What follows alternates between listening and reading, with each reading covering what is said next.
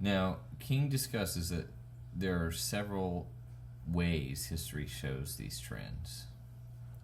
So I'm going to quote him here. He says, "Now we must say that the struggle for freedom will not come to an automatic halt, for history reveals to us that once oppressed people rise up against oppression, there is no stopping full of freedom." Just to interject, we're going to pause this quote for a second.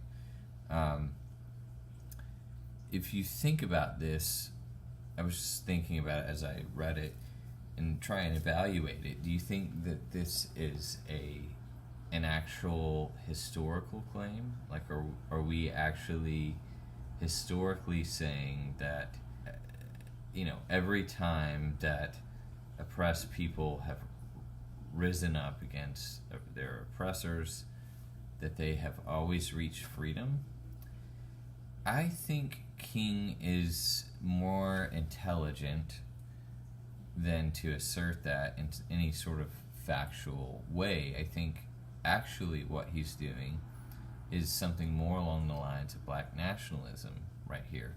I think that he's actually trying to build up the people, actually trying to call for morale, just as a preacher does to, his community or his flock.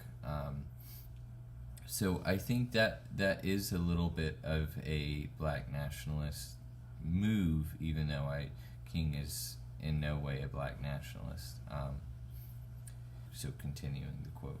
On the other hand, history reveals to us that those who oppose the movement for freedom are those who are in privileged positions, who very seldom give up their privileges without strong resistance. And they very seldom do it voluntarily. So the sense of struggle will continue. The question is, how will the struggle be waged? Period, unquote. King on page 44 there. I do think, though, that the last sort of clause there was actually a historical statement, because, and even if it's not like absolute, it's certainly a likely statement and a likelihood with people who are in privileged positions when it comes to giving up their liberties, because it's a play on human appetite, it's a play on human greed, etc. So, nevertheless, King says, how will the struggle be waged? And he says that there are three ways that this happens historically when it comes to oppressed people and resistance, things of that nature. So he says the first method is the method of acquiescence, the method of surrender, right? The method of psychological adjustment to oppression. So, for King, this is white supremacy in his case, or those who adjust the psyche to colonialism. That's a word he uses. Colonialism, discrimination, segregation, or whatever form this may take place in. For example, if it was South Africa, it could be apartheid. So, the second way he says this happens, though, is that the method of rising up against the oppressor,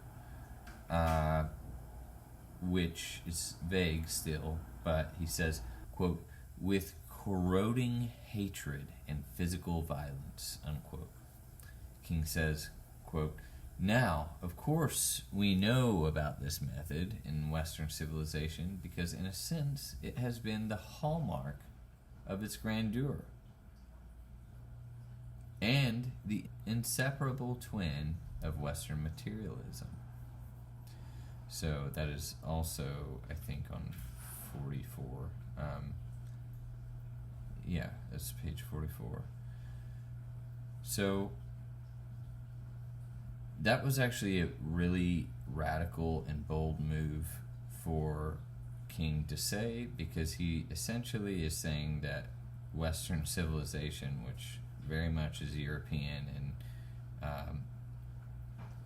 the United States, is the hallmark example of this type of resisting others with corroding hatred and physical violence.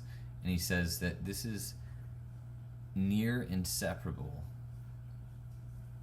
to the twin of Western materialism, commodification, the idea of material reality is all there is, right?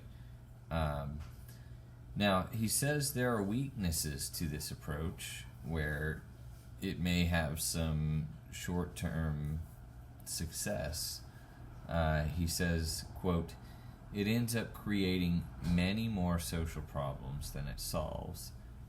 And he says, and I'm convinced that if the Negro succumbs to this temptation of using violence in his struggle for freedom and justice, unborn generations will be the recipients of a long and desolate night of bitterness. And our chief legacy to the future will be an endless reign of meaningless chaos. 44 through 45. So King's sort of like saying that violence multiplies trauma, multiplies social problems, even if there is any sort of short-term gain from it. And the way that he talks about meaningless chaos for generations to come seems to imply a really deep understanding of trauma and the way that sort of a nihilism overtakes, and how it can strip people of meaningful lives and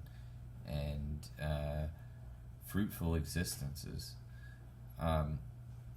So I think that's a very wise assertion, and we often see that play out in wars. This country kills these people kill these people, and it's just back and forth, and then it just becomes insane. Like if so lastly, there's the third method, which he says is the method of nonviolent resistance. More specifically, nonviolent direct action, although I don't think he mentions nonviolent direct action in this article. He says, quote, "This method was popularized in our generation by a little man from India whose name was Mohandas K. Gandhi. He used this method in a magnificent way to free his people from the economic exploitation and the political domination inflicted upon them by a foreign power." He didn't say this, but i.e. the British. So this is on 45. So like, what's the purpose of this, right? So King highlighted these ways to say, well, this is the method that is being used in the South, the nonviolent, right? And also the method that's being used by the SNCC, the student movement. So through this, and it might be a little bit confusing because King is really largely talking about the SNCC, the student movement, but he's also talking about himself and his own philosophy almost with every assertion that he makes throughout this.